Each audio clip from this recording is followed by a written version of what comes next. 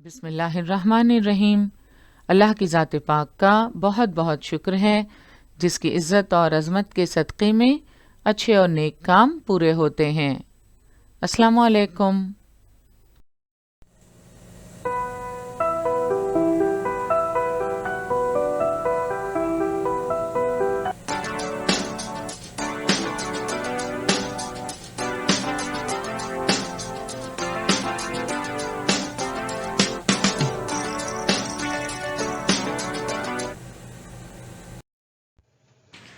बृहन्मुंबई महानगर पालिका शिक्षण विभाग के तहत जारी वर्चुअल ट्रेनिंग सेंटर की जानिब से पेश होने वाले ई लर्निंग सेशन में आपका इस्तकबाल है।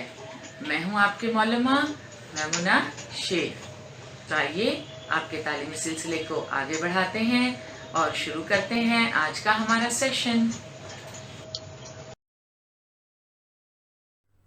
5वीं जमात के सेशन में माहौल का मुताला हिस्सा दुवम में हमारा आज का मौजू है तारीख का ज़माना।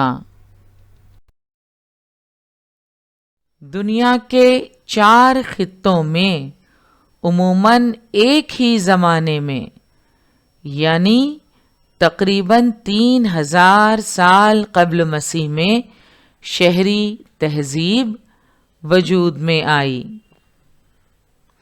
ये हैं वो दुनिया के 4 खित्ते जहाँ उमूमन एक ही ज़माने में यानी तकरीबन 3000 साल क़ब्ल मसीह में शहरी तहज़ीब वजूद में आई।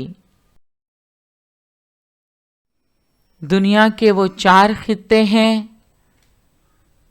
मेसोपोटामिया, मिस्र, ज़ैली बर-ए-आज़म भारत और चीन। ये 4 खित्ते थे जहां एक ही ज़माने में यानी तकरीबन 3000 साल क़ब्ल मसीह में शहरी तहज़ीब वजूद में आई।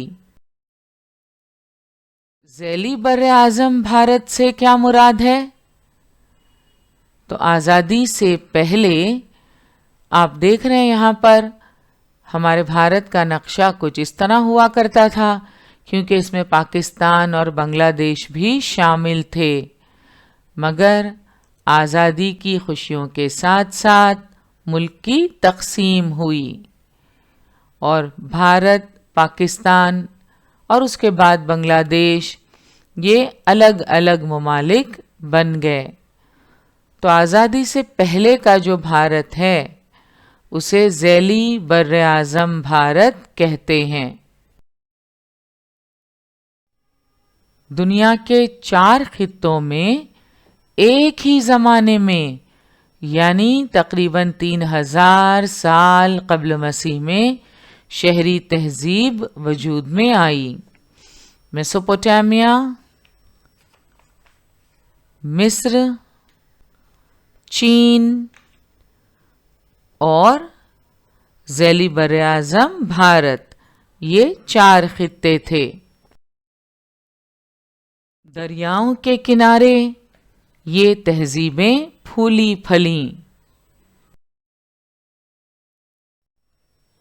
इन 4 खित्तों की कदीम शहरी तहज़ीब को दरियाओं की वादियों की शहरी तहज़ीब कहते हैं। आइए इन मुख्तलिफ तहज़ीबों के मुतालिक मालूमात हासिल करते हैं। सबसे पहले जिस खित्ते का हम जिक्र करेंगे वो है मेसोपोटामिया।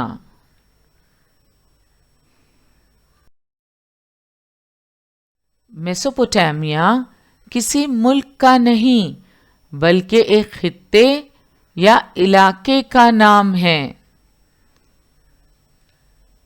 मेसोपोटामिया का मतलब होता है 2 दरियाओं का दरमियानी इलाका यानी दोआबा। आब का मतलब होता है पानी। तो ऐसा इलाका जो 2 दरियाओं का दरमियानी इलाका हो उसे मेसोपोटामिया कहते हैं। मेसोपोटामिया یعنی دوآبا۔ قدیم میسوپوٹیمیا یعنی دجلہ اور فرات دریاؤں کا بیچ کا علاقہ ہے۔ ذرا قریب سے دیکھتے ہیں۔ دجلہ اور فرات، جنہیں انگریزی میں کہتے ہیں ٹگرس اور یوفریٹس۔ دجلہ یعنی ٹگرس ریور اور فرات یعنی یوفریٹس ریور۔ تو دجلہ اور فرات ان دو دریاؤں کا بیچ کا علاقہ یعنی قدیم میسوپوٹیمیا۔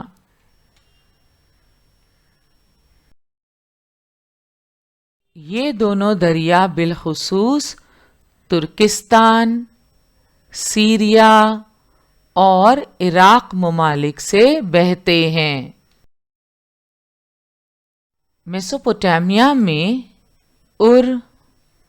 عروق اور نپر جیسے قدیم شہر تھے۔ نقشے میں دیکھتے ہیں یہ شہر کہاں واقع ہیں۔ یہ ہے عروق اور نپر۔ ان قدیم شہروں کی تہذیب انتہائی ترقی یافتہ تھی۔ یہ ہے بساط اور پانسے، شطرنج کے بورڈ کی طرح دکھائی دے رہے ہیں۔ یہ دراصل میسوپوٹیمیا میں کے مقام پر کھدائی میں ملنے والی تقریباً 2600 قبل مسیح کی بساط اور پانسے ہیں۔ میسوپوٹیمیا یعنی دجلہ اور فرات دریاؤں کے بیچ کا علاقہ، جس میں عروق اور نپر جیسے قدیم شہر تھے۔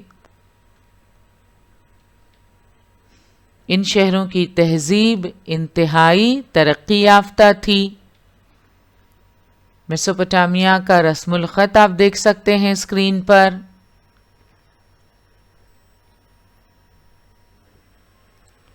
یہ ہے دریاؤں کی وادیوں کی شہری تہذیب، میسوپوٹیمین سویلائزیشن۔ آج میسوپوٹیمیا کہاں ہے، کون سا علاقہ ہے؟ تو دنیا کے نقشے میں آج میسوپوٹیمیا نام کی کوئی کنٹری یا علاقہ ہمیں دکھائی نہیں دے گا۔ آج اس علاقے میں سدرن ٹرکی یعنی جنوبی ترکی، مشرقی سیریا اور عراق کا کافی علاقہ شامل ہے۔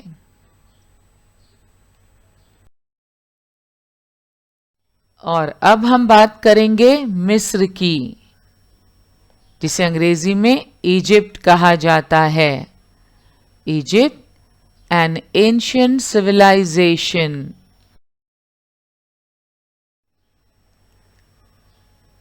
براعظم افریقہ کے شمال میں صحارا ریگستان کے مشرقی حصے میں دریائے نیل بہتا ہے۔ ہم پڑھ چکے ہیں کہ قدیم شہری تہذیبیں دریاؤں کی وادیوں میں پروان چڑھی۔ براعظم افریقہ کے شمال میں صحارا کا ریگستان آپ نقشے میں دیکھ سکتے ہیں۔ صحارا ریگستان کے مشرقی حصے میں دریائے نیل بہتا ہے۔ دریائے نیل کی وادی میں دنیا کی ایک ترقی یافتہ قدیم شہری تہذیب پروان چڑھی۔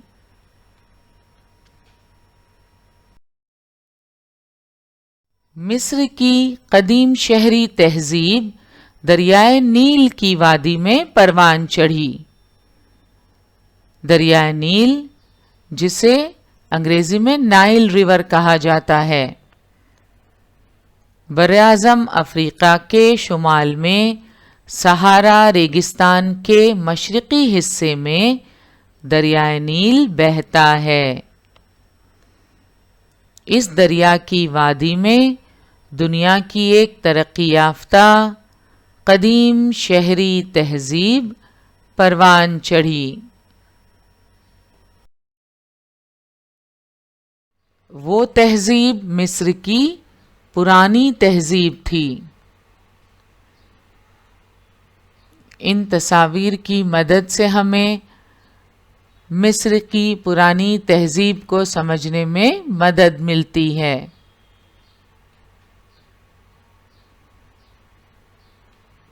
تو دریائے نیل کے کنارے پروان چڑھنے والی یہ تہذیب مصر کی پرانی تہذیب تھی۔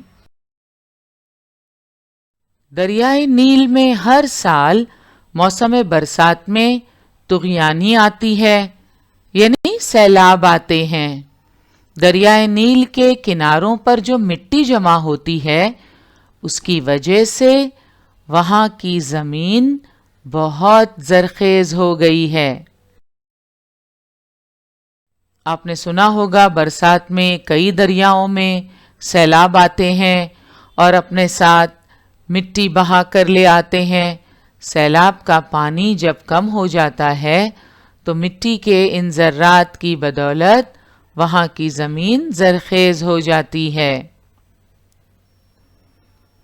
دریائے نیل میں بھی ہر سال موسم برسات میں طغیانی آتی ہے۔ دریائے نیل کے کناروں پر جو مٹی جمع ہوتی ہے، اس کی وجہ سے وہاں کی زمین بہت زرخیز ہو گئی ہے، اور زرخیز زمین کھیتی باڑی کے لیے نہایت ہی موزوں ہے۔ مصر کی پرانی تہذیب کے لوگ جگہ جگہ بند باندھ کر دریائے نیل کے سیلاب کا پانی ذخیرہ کرتے تھے۔ اس پانی میں موجود مٹی نیچے بیٹھ جانے کے بعد اس پانی سے سینچائی کا کام لیا جاتا تھا۔ تو دیکھا آپ نے مصر کی پرانی تہذیب کے لوگوں نے آبپاشی کا کیا انتظام کیا تھا۔ دریائے نیل میں ہر سال موسم برسات میں سیلاب آتے ہیں۔ مصر کی پرانی تہذیب کے لوگ کیا کیا کرتے تھے؟ جگہ جگہ بند باندھ کر دریائے نیل کے سیلاب کا پانی ذخیرہ کرتے تھے۔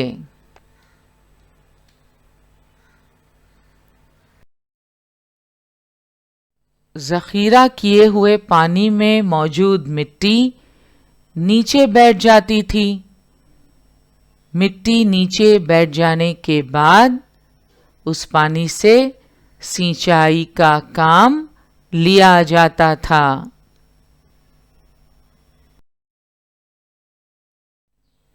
قدیم مصر میں لوگوں نے جو امور انجام دیے، ان میں خاص کام گھر کی تعمیر کا سائنس تھا۔ وہاں کے احرام اور عبادت خانوں کی عظمت اس بات کی گواہ ہے۔ عمارتیں تعمیر کرنے کے لیے انہوں نے بطور خاص مٹی کی کچی اینٹیں اور پتھر استعمال کیے۔ ریاضی، طب، آبپاشی کا طریقہ جیسے میدانوں میں انہوں نے خوب ترقی کی تھی۔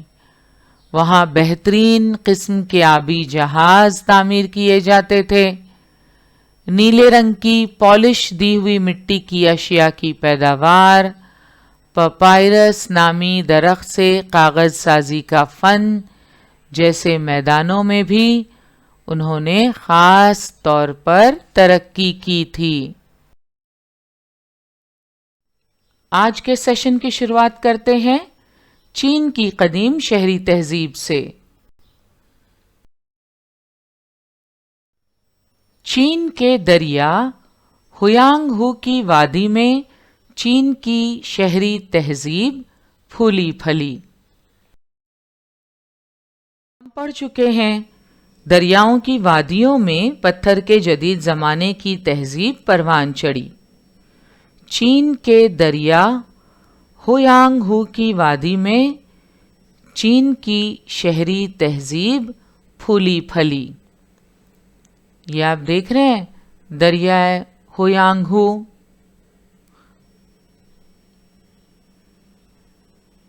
जिसकी वादी में चीन की शहरी तहजीब परवान चढ़ी।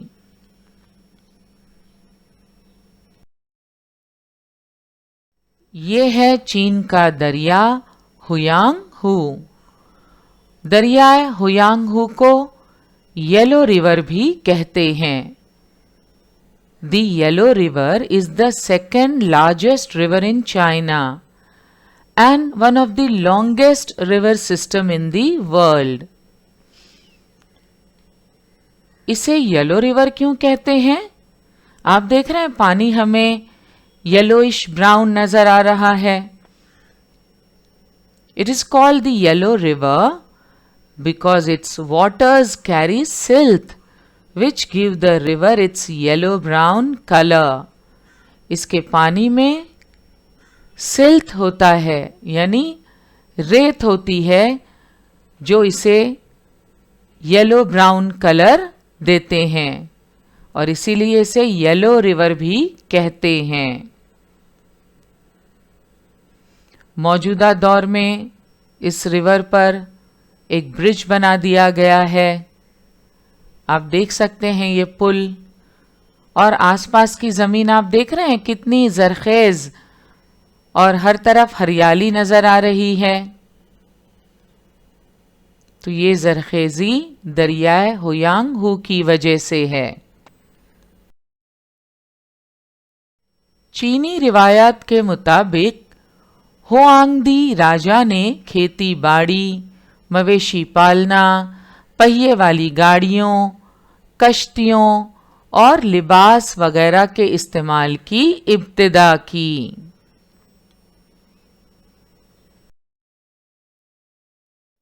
तो चीनी रिवायात के मुताबिक चीन के राजा हुआंगदी ने खेती बाड़ी,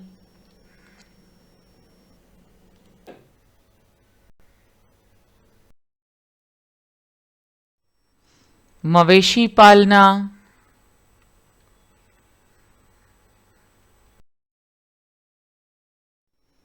पहिए वाली गाड़ियों,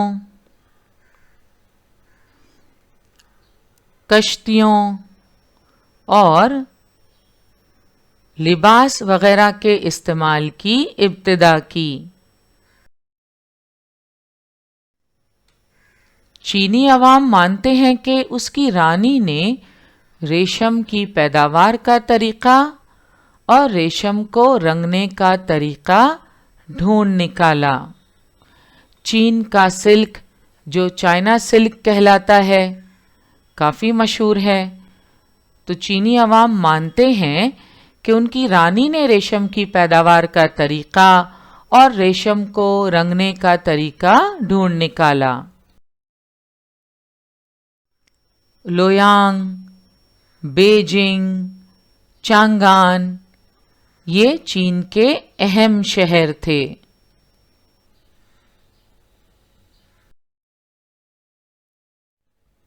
नक्शे में आप इन शहरों को देख सकते हैं। ये है लोयांग, ये बेजिंग और यहाँ चांगान। मौजूदा दौर में बेजिंग चाइना की राजधानी है। Beijing is the capital of China.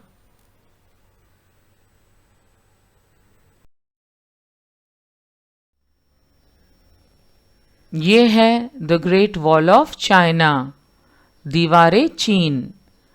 The Great Wall of China is an ancient wall in China. The wall is made of cement, rocks, bricks and dirt. It was finished in 1878 and it was meant to protect the north of the Empire of China from enemy attacks. It is the longest structure humans have ever built. 7 wonders of the world में The Great Wall of China का शुमार होता है। और अब हम बात करेंगे हड़प्पन सिविलाइजेशन यानी हड़प्पा तहजीब की। ज़ैली बर्रे आज़म भारत यानी बरे सगीर भारत में सबसे कदीम तहजीब हड़प्पा तहजीब के नाम से जानी जाती है। ज़ैली बर्रे आज़म भारत या बरे सगीर भारत किसे कहते हैं? ये आप भारत का जो नक्शा देख रहे हैं ये आज़ादी से पहले का नक्शा है, जब पाकिस्तान और बांग्लादेश भारत का हिस्सा हुआ करते थे। इस खित्ते को बरे सगीर भारत कहते हैं। आप आइंदा जमातों में तफसील से पढ़ेंगे कि किस तरह भारत की आज़ादी के साथ ही मुल्क की तकसीम भी हुई। तो ये मौजूदा नक्शा भारत का देख रहे हैं और ये आज़ादी से पहले का भारत जिसे ज़ैली बर्रे आज़म भारत या बरे सगीर भारत कहते हैं, जहां कदीम शहरी तहजीब के आसार मिले। बरे सगीर भारत में सबसे कदीम तहजीब हड़प्पा तहजीब के नाम से जानी जाती है। हड़प्पा तहजीब सिंधु दरिया की वादी में परवान चढ़ी। इस तहजीब के 2 मकामात जो पहले रोशनी में आए यानी जिनके मुतालिक सबसे पहले पता चला, वो 2 मकामात हैं पंजाब में हड़प्पा और सिंध में मोहनजोदाड़ो। अब ये दोनों मकामात पाकिस्तान में हैं। तो हड़प्पा तहजीब सिंधु दरिया की वादी में परवान चढ़ी। सिंधु दरिया जिसे अंग्रेजी में इंडस रिवर कहते हैं। ये हैं वो 2 इलाके जो सबसे पहले रोशनी में आए। हड़प्पा जो पंजाब में है और सिंध में मोहनजोदाड़ो। पंजाब में हड़प्पा और सिंध में मोहनजोदाड़ो। अब ये दोनों मकामात पाकिस्तान में हैं।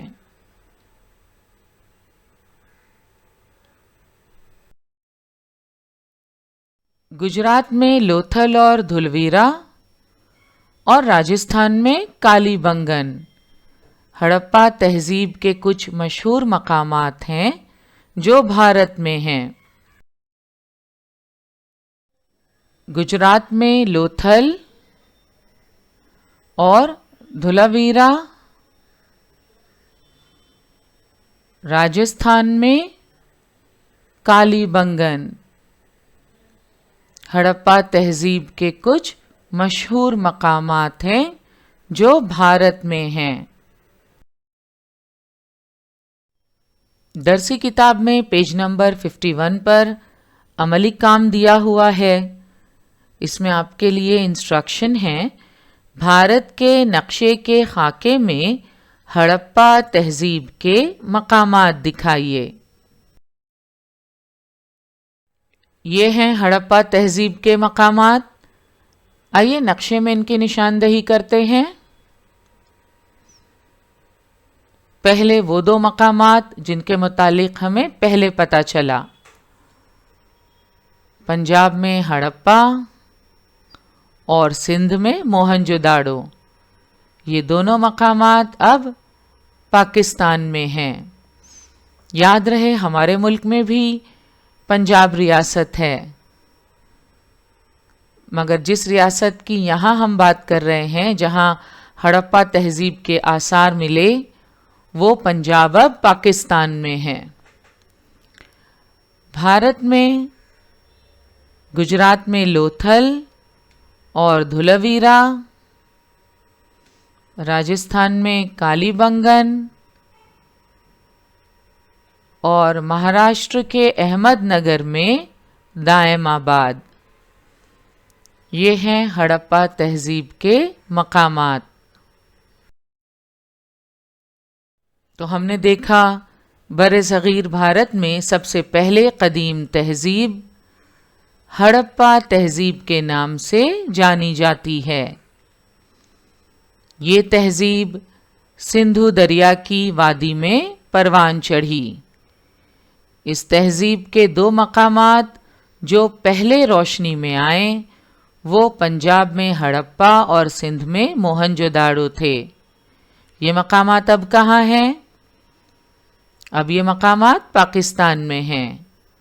گجرات میں لوتھل، دھولویرا، راجستھان میں کالی بنگن اور احمد نگر میں دائم آباد وغیرہ اس تہذیب کے کچھ مشہور مقامات ہیں جو بھارت میں ہیں۔ عام طور پر ہڑپا تہذیب کی خصوصیات ہر جگہ یکساں ہی پائی جاتی ہیں۔ ہڑپا کا علاقہ ہو یا موہنجو داڑو کا، کالی بنگن ہو، لوتھل، دھولویرا یا دائم آباد، ان تمام جگہوں کی تہذیب کی خصوصیات میں یکسانیت پائی جاتی ہے۔ اسی لیے ان تمام جگہوں کی تہذیب کو ہڑپا تہذیب کا نام دیا گیا۔ تو عام طور پر ہڑپا تہذیب کی خصوصیات ہر جگہ یکساں ہی پائی جاتی ہیں۔ ان میں شہروں کی منصوبہ بندی، سڑکیں، مکانات کی تعمیر، گندے پانی کی نکاسی کا انتظام، مہریں، برتن، کھلونے، مردوں کو دفنانے کے طریقے خاص طور پر شامل ہیں۔ سبق میں خاص طور پر ہم نے دنیا کے 4 خطوں میں وجود میں آنے والی شہری تہذیب کا مطالعہ کیا، جس میں میسوپوٹیمیا، مصر، چین اور ہڑپا تہذیب شامل ہے۔ درسی کتاب میں پیج نمبر 51 پر یہ خیالی خاکہ دیا ہوا ہے جسے آپ کو مکمل کرنا ہے۔ آپ کے لیے ہدایت ہے، نیچے دیا ہوا خیالی خاکہ مکمل کیجیے۔ خاکے میں درمیان میں آپ دیکھ رہے ہیں دائرے میں لکھا ہوا ہے دریا کے کنارے کی تہذیب۔ تو یہاں دریاؤں کے نام لکھے ہوئے ہیں اور دوسری طرف خطوں کے نام لکھے ہوئے ہیں۔ مثلا مصر خطے کا نام ہے، میسوپوٹیمیا بھی جگہ کا نام ہے۔ ان کے سامنے ہمیں دریاؤں کے نام لکھنے ہیں، اور ہویانگ ہو اور سندھو یہ دونوں دریاؤں کے نام ہیں۔ ان کے آگے ہمیں خطے کا نام لکھنا ہے جہاں قدیم شہری تہذیب پروان چڑھی۔ تو مصر کے سامنے ہم لکھیں گے دریائے نیل۔ ہویانگ ہو کے سامنے چین کا دریا ہے ہویانگ ہو۔ سندھو کے سامنے ہم لکھیں گے بر صغیر بھارت، اور میسوپوٹیمیا کے سامنے دجلہ اور فرات۔ تو اس طرح یہ خاکہ ہم نے مکمل کیا۔ آج کا ہمارا سیشن یہیں مکمل ہوا۔ انشاءاللہ اگلے سیشن میں ضرور ملیں گے۔ السلام علیکم۔